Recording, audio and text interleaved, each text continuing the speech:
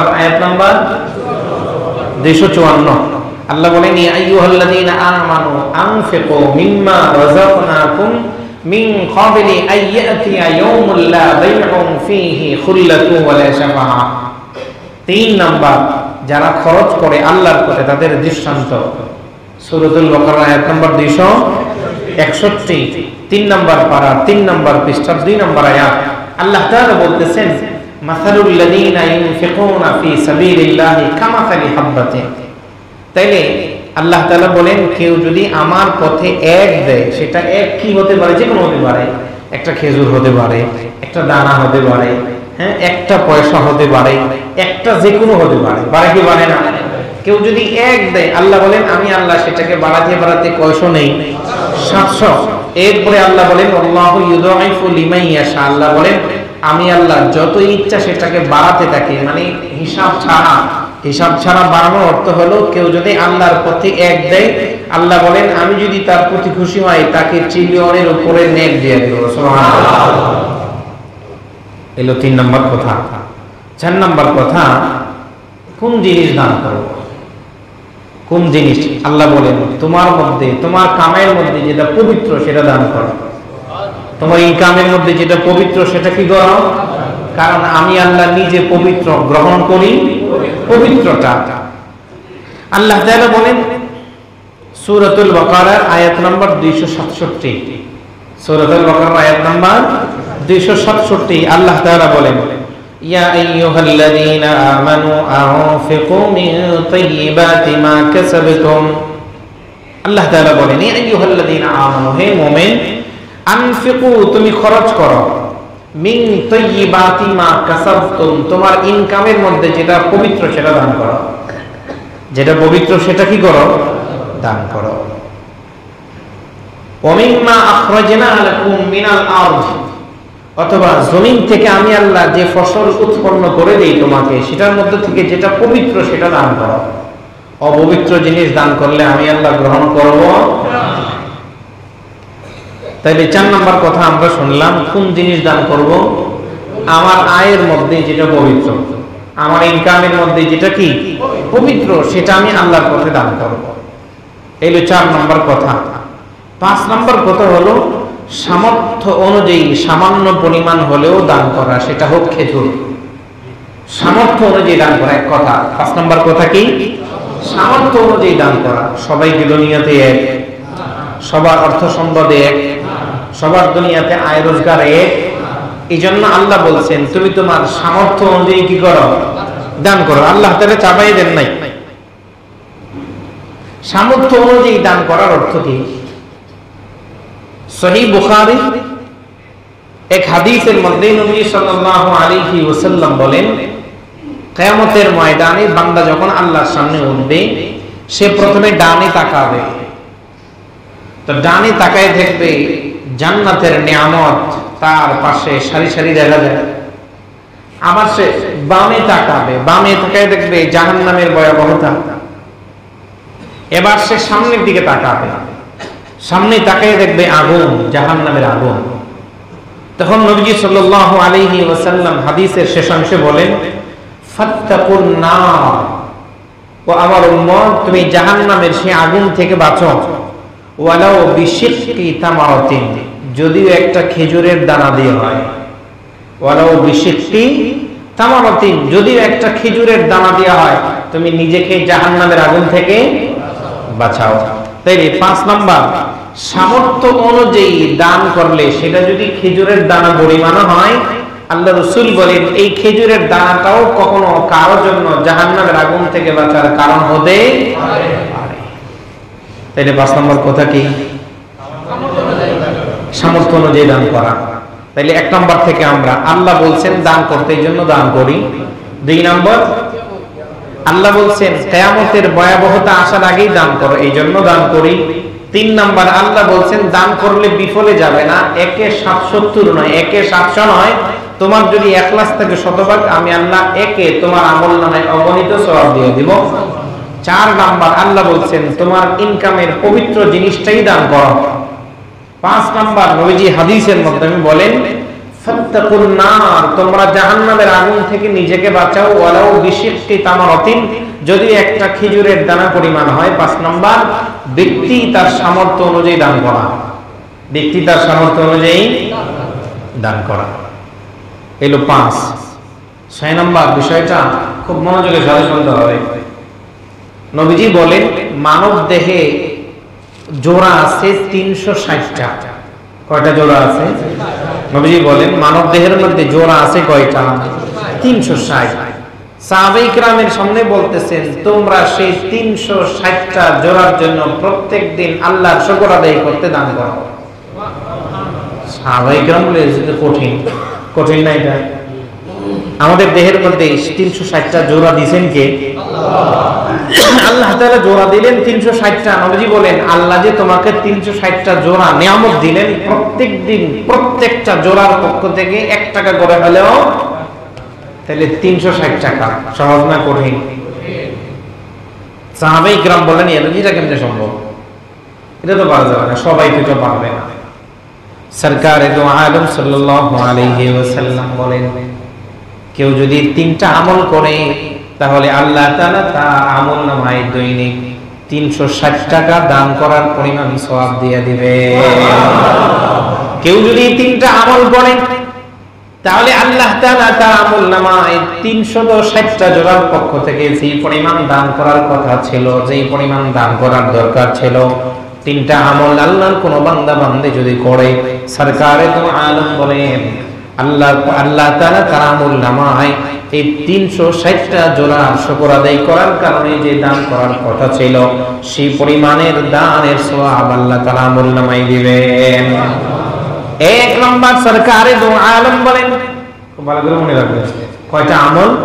3টা। 1 নম্বর নবীজি সাল্লাল্লাহু আলাইহি ওয়াসাল্লাম বলেন তোমাদের কেউ যদি মসজিদে যায়, তোমাদের কেউ যদি মসজিদে গেছে নামাজ পড়ার জন্য, ইবাদত করার জন্য, মসজিদে গিয়া দেখে ভুলে কেউ থুতু ফেলে রাখছে, মসজিদের মধ্যে শ্লেষ্মা পড়ে আছে ভুলে, কারণ মসজিদে ইচ্ছা করে কেউ থুতু ফেলে না, ময়লা ইচ্ছা করে কেউ করে না, ময়লা লেগে আছে, সরকারে দো আলম বলেন এই ময়লাটা যদি কেউ পরিষ্কার করে, থুতুটা যদি কেউ পরিষ্কার করে, একটা বালু কণা যদি কেউ পরিষ্কার করে, দৈনিক 360টা জোড়ার পক্ষ থেকে তার দানের সওয়াবের কাজ হয়ে যাবে।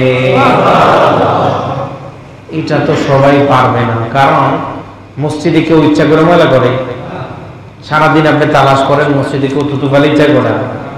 একেবারে সচরাচর মসজিদ হয় ছোট বাচ্চারা নাপাক করে, আর নয়তো বেশি যারা বয়োবৃদ্ধ তারা করে। এর মাঝামাঝি যারা আছে তারা ইচ্ছা করে মসজিদ কি করে না, অপরিষ্কার। মসজিদ পরিষ্কার করা ভালো কাজ না খারাপ কাজ? খুব ভালো কাজ। দায়িত্ব নাই, আমার উপরে জিম্মাদার না, কিন্তু আমি যদি নিজের থেকে মসজিদের একটা বালুকণাও পরিষ্কার করি, আর এক হাদিস রাসূল বলেন তোমার দিল থেকে গুনাহের একটা জং আল্লাহ সরাই দেবে। তাইলে এটা আমার উপরে জিম্মাদারি না। আমি মসজিদের একজন মুসল্লি আসছি নামাজ পড়তে, আইসা দেখি মসজিদে একটু নাপাক করে রাখছে, ময়লা ফেলছে, নাপাক না? থুতু কি নাপাক? থুতু যদি কেউ কারো ভুলে লাগে শরীর কি নাপাক হয়ে যাবে? না, থুতু নাপাক না। এই থুতু কেউ যদি মসজিদে দেখছে পড়ে রাখে, মেহেরবানি করে একেবারে চিল্লান না দেয়, খাবেন কোথায় রে, তাড়াতাড়ি পরিষ্কার কর। আজকে এটা শোনার পর থেকে, আমার কথা না রাসূলের কথা, আল্লাহ রাসূল এটা শোনার পরে খাদেম বেচারা কাজ করতেছে আরেক জায়গায়, মনে করেন 3 তলা 4 তলায়, আপনি মসজিদে ঢুকতে গিয়ে দেখছেন নিচতলায় কেউ একটা ময়লা ফেলছে, ওরে জোর করে ডাক না দিয়ে যদি আপনি পরিষ্কার করেন, বিশ্বনবী বলেন দৈনিক 360টা জোড়ার পক্ষ থেকে যেই পরিমাণ দান করার কথা ছিল সেই পরিমাণ আর দানের সব একটা কাজের জন্য আল্লাহ দিয়ে দেবে। তাহলে আজকের থেকে আমার সামনে মসজিদে কোনো অপরিষ্কার জিনিস দেখছি, আমি পরিষ্কার করবো ইনশাআল্লাহ। সওয়াব দিবেন কে? আল্লাহ তাআলা। তাহলে 1 নম্বর, তো এটা তো সবার পক্ষে সম্ভব না। মসজিদে নাপাক তালাশ করেও পাওয়া যায় না, মানে ময়লা তালাশ করেও পাওয়া যায় না। এরপর রাসূল বললেন 2 নম্বর কাজ হলো রাস্তা থেকে কষ্টদায়ক জিনিস সরায় দেওয়া। এটা সম্ভব কিনা? রাস্তা থেকে কষ্টদায়ক জিনিস কি করা? কেউ যদি সরায় দেয় তাহলে নবীজি বলেন তার আমল নামায় দৈনিক 360টা জোড়া থেকে যেই পরিমাণের দান করার কথা ছিল সেই পরিমাণের দানের সওয়াব দিবেন কে? আল্লাহ। রাস্তা দিয়ে হাঁটে একটা ইটের কণা আপনি একটু আঘাত পেয়েছেন, এটাকে সরাই বাবা। একটা কাঁটা দেখছেন যে রাস্তার মধ্যে পড়ে আছে, আপনার পায়ে দিচ্ছে তার কাঁটা। একটা লোহা আপনি দেখছেন ক্ষতি হবে, এটা আরেকজনের, এটা যদি সরাই দেয়, এটা একটা সামান্য কাজ। খুব মানুষ এটা করে না, এটা ইচ্ছা করে করে পায়ে সরাই দেয়, হাতে সরাই দেয়। রাসূল বলেন ছোট কাজ না, 360টা জোড়ার পক্ষ থেকে এই ছোট কাজটাই তোমার জন্য বড় কাজ হয়ে দাঁড়াবে। এই হলো 2। এইটাও সবার পক্ষে সম্ভব না। যারা পায় তারা করে, যারা পায় না তারা কি করবে? কারণ দৈনিক তো 360 টাকা একজন মানুষের পক্ষে, সবার পক্ষে দান করা সম্ভব না। 3 নাম্বার রাসূল বলেন কেউ যদি চাশতের 2 রাকাত নফল নামাজ পড়ে, আল্লাহ তাআলা তার আমল নামায় দৈনিক 360টা দান করার, জোড়ার পক্ষ থেকে দান করার সওয়াব আল্লাহ তাআলা তাকে দিয়ে দেবেন। এটা সবার পক্ষে সম্ভব। চাশতের একটা আছে ইশরাকের নামাজ, যেটা সূর্য ওঠার পর পর পড়া হয়, আর এটা যে চাশতের নামাজ 8:30 9টার দিকে যেটা পড়া হয়। সূর্য মোটামুটি পুরোপুরি ওঠার পরে নামাজ কয় রাকাত? মাত্র কয় রাকাত? 2 রাকাত। চাশতের নামাজ কেউ যদি পড়ে, তাহলে বিশ্বনবী বলেন 360টা জোড়ার পক্ষ থেকে যেই পরিমাণের দান করার কথা ছিল, এই 2 রাকাত নামাজ তার জন্য যথেষ্ট হয়ে যাবে। তাহলে কয় কথা আমরা শুনছি আজকে? আর জোরে বলেন কয় কথা? 6টা কথা। 1 নম্বর কথা, আমরা দান করব। কেন দান করব? আল্লাহ তাআলা বলছেন দান করতে। আর দান করব এটা আমারটা করব না আল্লাহটা? আল্লাহ যে আদেশ করছেন, এটাকে আল্লাহ না দিয়ে আদেশ করছেন না দিয়া? সম্পদ কে দিয়েছেন? যে পরিমাণের কে দিয়েছেন? আল্লাহ তাআলা দিয়েছেন। তা আমি তোমাকে দিলাম, দান করবে আমার কথায়। তাইলে 1 নাম্বার দান করব আল্লাহ তাআলার কথায়। আমার রব আমাকে বলছেন দান করার জন্য। রমজানুল মুবারক, দানের মহা সুযোগ চলতেছে। রমজানুল মুবারক আমরা তো যাকাত আদায় করব, সদকাতুল ফিতর আমরা আদায় করব। এটা ছাড়াও স্বাভাবিক দান, সেটা হোক 500 টাকা, হোক 5 টাকা, হোক 50 টাকা, এটা আমি আমার পক্ষ থেকে আল্লাহর পথে, একেবারে সদকাও না, যেটাকে বলে যাকাতটা সদকাতুল ফিতর না, এটা নরমাল দান আমি আল্লাহর পথে করব। আমার আল্লাহ আমাকে আদেশ করছেন। সূরাতুল বাকারার আয়াত নম্বর 195 তর্জমা খুলে দেখেন। আল্লাহ বলেন ওয়ানফিকু ফি সাবিলিল্লাহ, তোমরা আল্লাহর পথে দান করো। প্রসিদ্ধ ওয়াকিয়া, মুসা আলাইহিস সালাতু ওয়াস সালামের উম্মতের মধ্যে এক সূরা ছিল, সেচরা সূরা বুঝেন তো? মানে বড় না, এই ছোট 1-2 টাকা মানুষের জুতা নিয়ে যায়, এরপরে মানুষের বাড়ি থেকে কাপড় চোপড় নিয়ে যায়, সেচরা সূরা। তো মুসা আলাইহিস সালাতু ওয়াস সালাম উম্মতরা এটা বিচার দিচ্ছে, পয়গম্বর আমাদের মহল্লাতে একটা চোর আছে, চুরি করে, আমরা তারা ধরে অনেক উত্তম মাধ্যম দিচ্ছি, কিন্তু ভালো হয় না। তো তার জন্য বদদোয়া করেন, আল্লাহ যেন তারে হয় হেদায়েত দেয়, নয়তো ধ্বংস করে দেয়। মুসলমানের কাছে এসে উম্মতরা দোয়া চাইছে। মুসা আলাইহিস সালাতু ওয়াস সালাম মুস্তাজাবুদ দাওয়াত নবী, পয়গম্বর, আল্লাহর কাছে দোয়া করেন, আল্লাহ হয় তারে হেদায়েত দাও, নয় তারে ধ্বংস করে দাও। সে এলাকার মানুষকে কষ্ট দিতেছে। তো এখন মুসা আলাইহিস সালাতু ওয়াস সালাম দোয়া করে উম্মতরে বলতেছে, যাও আল্লাহ তাআলা তাকে শেষ করে দিবে, হয় হেদায়েত দিবে নয়তো শেষ করে দিবে। এবার পরের দিন সে চুরি করতে গেছে। একজন গাছের এক চিপার মধ্যে বা পাখি যেখানে বাসা বাঁধে, অথবা পাখি অনেকে লালন পালন করে, গেছে কবুতর ধরে আনতে, অথবা পাখি তার পোষা পাখি ধরে আনতে গিয়ে হাত দিয়ে পাখি নিয়ে গেছে, মুরগি নিয়ে খেয়ে ফেলে। আসলে এগুলো সচরাচর না। হাঁস চুরি করে খায়, খুব বেশি চুরি করে নাই, খাবার চুরি করে। সে আইনা পাখি চুরি করে খাইয়া জমি করে খাইছে, কিচ্ছু হয়নি। উম্মত মুসা নবীর কাছে যে বলতেছে, পয়গম্বর কালকে দোয়া করলেন, আপনি বলে দিলেন সে ধ্বংস হবে, নয়তো হেদায়েত প্রাপ্ত হবে, সে তো আগের মতো চুরি করে নিয়ে আসছে। মুসা নবীকে তারা নিয়ে আসে, কিরে বেটা তুমি আরেকজনের পোষা পাখি চুরি করে আনলা, তো তোমার জন্য দোয়া করছি, তুমি হেদায়েত পেয়ে, তার তো ধ্বংস হয়ে যেতে, ব্যাপারটা কি কিছুই হওয়া নাই। মুসা আমি আজকে চুরি করার আগে, আবার এই জিনিস শুনে মনে করে মনে মনে ভাববেন না যে আমিও চুরি করার আগে দান করব। যাই করতেছে মুসা, আমি আল্লাহর পথে, আমি রাস্তা দিয়ে আসার পথে চুরি করার আগে গাছে উঠার আগে দেখছি এক ফকির বসে দিচ্ছে, তার হাতে আমি একটা দিরহাম দিচ্ছি।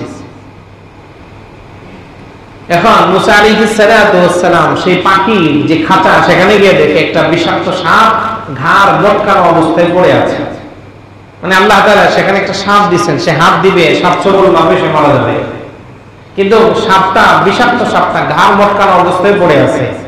তখন পয়গম্বর বললেন, ওই যে সে দান করে আসছে, এই তার দানের কারণে আল্লাহ তাআলা বিষাক্ত সাপের ছোবল থেকে তারা বাঁচায় দিয়েছে। এর উদ্দেশ্য হলো দান করব, আল্লাহ সম্পদ দিয়েছেন, আল্লাহর পথে দান করব, আল্লাহ বলছেন দান করতে, দান করব ইনশাআল্লাহ। তাহলে আমরা আবার 6টা কথা নতুন করে শুনি, মনে থাকবে। 1 নম্বর কথা কি? দান করব কার কথায়? আর যারা বলেন কার কথায়? প্রমাণ সূরাতুল বাকারা আয়াত নম্বর 195, আল্লাহ বলছেন আনফিকু ফি সাবিলিল্লাহ ওয়া লা তুলকু বিআইদিকুম ইলা তাহলুকা, তোমরা আমার পথে দান করো। 1 নম্বর। 2 নম্বর, দান করব কখন? কেউ যদি বলে ভাই দান করে, করব না ভাই, কখন করবে? আরে সময় আছে, করবো না। দান এখানে স্টপ রাখেন, ইবাদত করেন, করবো না কখন? এই করবো না, সময় আছে। সময় আছে না যায়? সময় আছে না শেষ? সময় তো শেষ। যে সময়টা আমি বলতেছি সময় আছে, করবো না, সেই সময়টা তো চলে গেছে। তাই আল্লাহ বলেন তুমি দান করো কিয়ামতের ভয়াবহতার আগে। এখানে কিয়ামত বলতে উদ্দেশ্য মৃত্যু। তোমার মৃত্যুর আগে তুমি দান করো, কারণ মৃত্যুর পরে তোমার সন্তান তোমার জন্য দান করবে, এই গ্যারান্টি করলে আলহামদুলিল্লাহ, নাও করতে পারে। কারণ আমার চিন্তা আমাকে করতে হবে। 2 নম্বর, আল্লাহ তাআলা বলছেন কিয়ামতের ভয়াবহতা আসার আগেই তুমি দান করো। সূরাতুল বাকারা আয়াত নম্বর 254, আল্লাহ তাআলা বলেন ইয়া আইয়ুহাল্লাযীনা আমানু আনফিকু মিম্মা রাযাকনাকুম মিন ক্বাবলি আইয়াতিয়া ইয়াউমুন লা বাইউন ফীহি খুল্লাতু ওয়ালা শাফাআহ। 3 নাম্বার, দান করলে এমনি এমনি করবো না, আল্লাহ কিছু দিবেন। দান যে করবো শুধু শুধু ফাও, আল্লাহ কিছু দিবেন।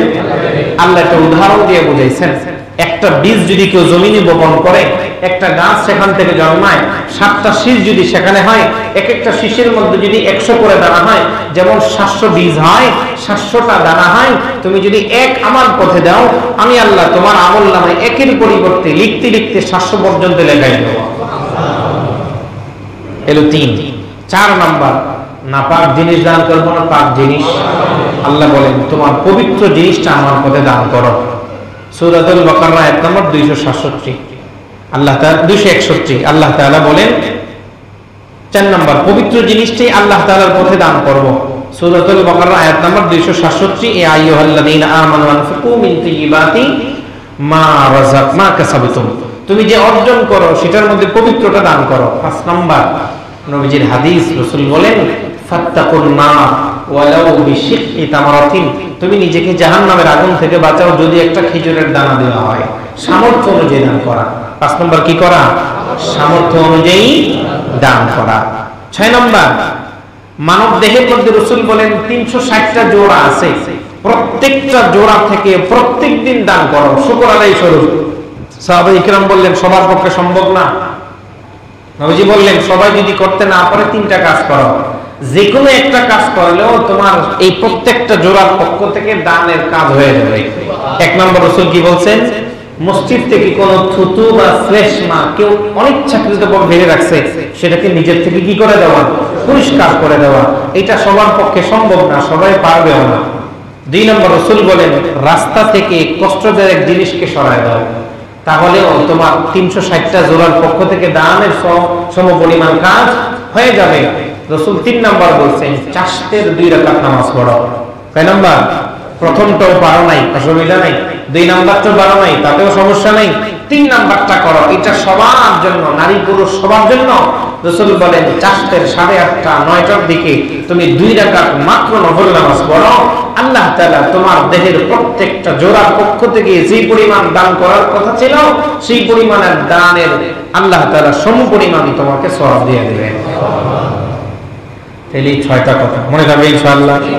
গত জুমে আমরা 6টা জিকির শুনছি, এই জন্য আমরা কি শুনলাম? দানের ব্যাপারে 6টা কথা শুনছি, আরো অনেক বিষয় আছে দানের ব্যাপারে, আমরা প্রাথমিকভাবে 6টা কথা মনে রাখবো। এবার আমরা শুনবো জাকাতের আলোচনা।